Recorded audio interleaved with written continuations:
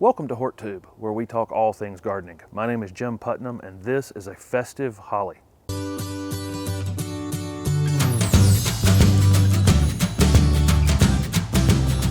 This is festive holly, a shiny evergreen shrub that gets quite large and is typically used as a screening plant. Festive can reach 10 to maybe 12 feet in height and probably 6 to 8 feet at the base. It's a Christmas tree shaped holly, but it's a little broader at the base than some of the other varieties.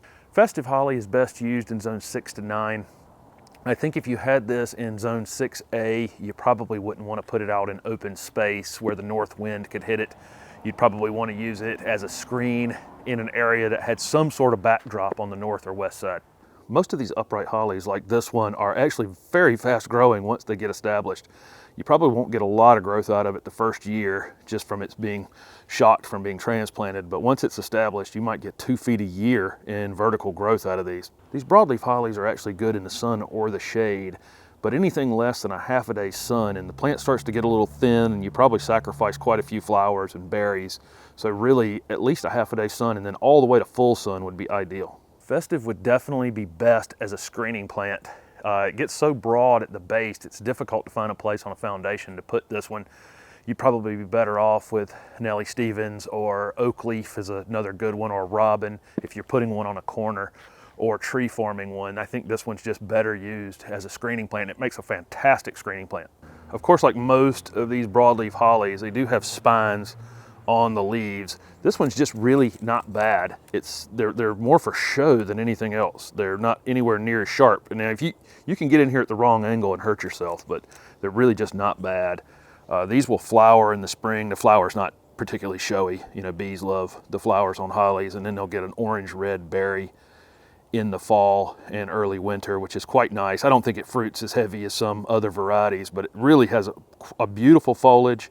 I don't think you get hurt as bad, growing it. And it is really wide and full at the bottom, so I think it makes a fantastic screening plant, and that would really be the main use for it. There are probably hollies that berry better than this one if you were interested in that as the main reason you were growing them. In terms of planting festive hollies, I've linked videos below for planting it either in sandy soil or in clay-based soils.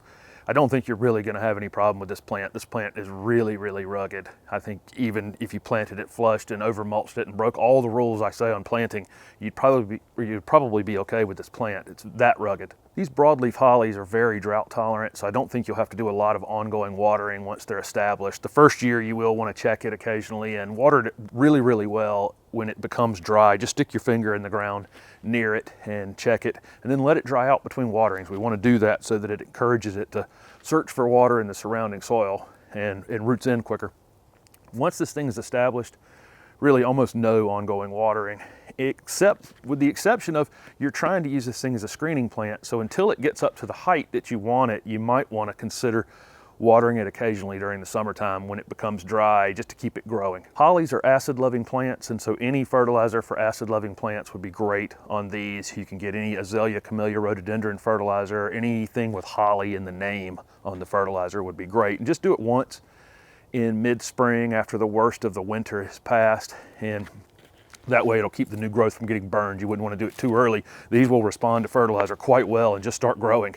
So wait till mid-spring, and then that's once a year would be fine. Once it's to the height you want it, you could actually probably fertilize these again in early to midsummer if you wanted to while you're trying to get new growth on them. Festive holly could be pruned anytime you needed to prune it to get it back in shape, however you need to.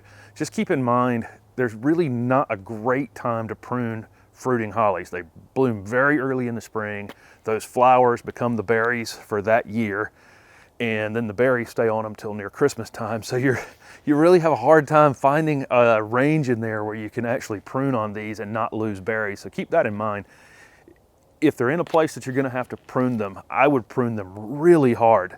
Take 2-3 feet out of the thing once it's 8 or 10 feet tall.